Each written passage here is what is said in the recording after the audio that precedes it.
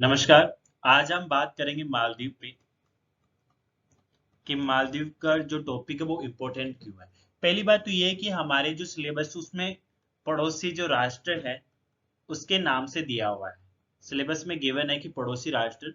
और दूसरी बात ये है कि अभी यहाँ पे चुनाव हुए हैं। उन चुनावों में जो सरकार जीती है वो चीनी समर्थक है, तो ये भारत के लिए एक चिंता का विषय भी है। और तीसरी बात यहाँ पे ये है कि 2013 में यहाँ पे क्वेश्चन भी पूछा गया था डायरेक्टली जीएस सेकंड में। वो क्वेश्चन क्या था कि मालदीव में पिछले 2 वर्षों में हुई राजनीतिक घटनाओं की विवेचना कीजिए। मालदीव में पिछले 2 वर्षों में हुई राजनीतिक घटनाओं की विवेचना कीजिए और ये बताइए कि यह भारत के लिए चिंता का विषय है। तो इस तरह से एक क्वेश्चन पूछा गया था। तो ये भारत के लिए जो मालदीव है एक इम्पोर्टेंट राष्ट्र है। हम कुछ बातें करते हैं मालदीव से रिलेटेड कि जो मालदीव है वो लोकेटेड तो है हिंद महासागर में। लोकेटेड तो है हिंद महासागर में, बट ये जो सिचुएटेड है अरब सागर में। अब ये कौन सी बात हुई कि लोकेटेड तो ये है हिंद महासागर में, बट सिचुएटेड कहाँ है? अरब सागर में। ये इसलिए इस तरह से है, जैसे मान लो कि आप रहने वाले हो राजस्थान की, तो ये तो हो गई आपकी लोकेशन, राजस्थान के जयपुर में रहते हो। बट आपका सिचुएटेड है किसी नगर में, जैसे मान लो कि आप रहते हो दुर्गापुरम, तो एक छोटा सा हो गया। तो एक लोकेशन होती है, एक ओवरऑल लेते हैं, और सिचुएटेड वो होते हैं जहाँ पे हम रहते हैं। तो ये लोकेटेड तो है हिंद महासागर में, बट सिचुएटेड है अरब सागर में। हम देख सकते हैं इस मैप में। देखिए मालदीव यहाँ पे है, और मालदीव यहाँ पे है, और भारत यहाँ पे है। तो ये भारत से और मालदीव के बीच की जो दूरी है वो साढ़े 500 किलोमीटर है। 550 किलोमीटर है। तो ये भारत एशिया में तो ये साउथ में स्थित है, बट जो भारत है उसके ये साउथ वेस्ट में स्थित है। तो हम इस तरह से जो से रिलेटेड कुछ बातें हम देख लेते हैं, जो बेसिक नॉलेज है मालदीव के बारे में। मालदीव है एक आइलैंड है।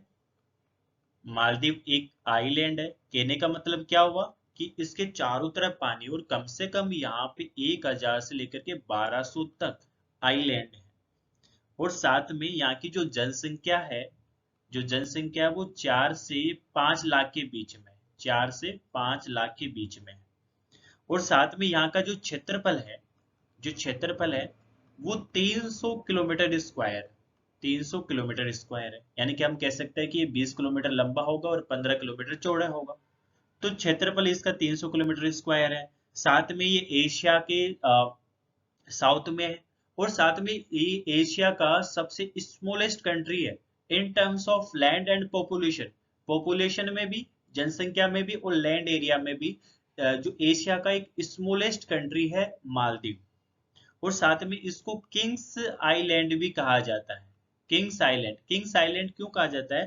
क्योंकि ये जो साउथ और नॉर्थ और साउथ के बीच में स्थित है। एक बात तो ये है, इसकी लोकेशन ही इस तरह की है कि ये नॉर्थ और साउथ के बीच में स्थित है, और लगभग, और साथ में ये ईस्ट और वेस्ट के बीच में भी स्थित है, इसलिए इसको किंग्स आइलैंड भी कहते हैं। और यहाँ की इसको जो आजादी मिली इनको 1965 में। किससे मिली होगी आजादी? आप ये क्वेश्चन सोचिएगा। इसको 1965 में आजादी मिली, और इसको मान्यता देने वाले में भारत एक पहला देश था। 1965 में इसको आजादी मिली और मान्यता देने वालों में भारत एक पहला देश था। और साथ में अगर ये मैं ये कहूं कि ये कॉमनवेल्थ नेशन भी था, एक कॉमनवेल्थ राष्ट्र भी था, बट 2016 में इन्होंने विड्रॉ कर लिया था। तो आप अनुमान लगा सकते हो कि इन्होंने आजादी किससे पाई होगी। और साथ में ये सार्क का एक संस्थापक राष्ट्र है, इसलिए भी एक इम्पोर्टेंट है। सार्क का ये एक संस्थापक राष्ट्र है।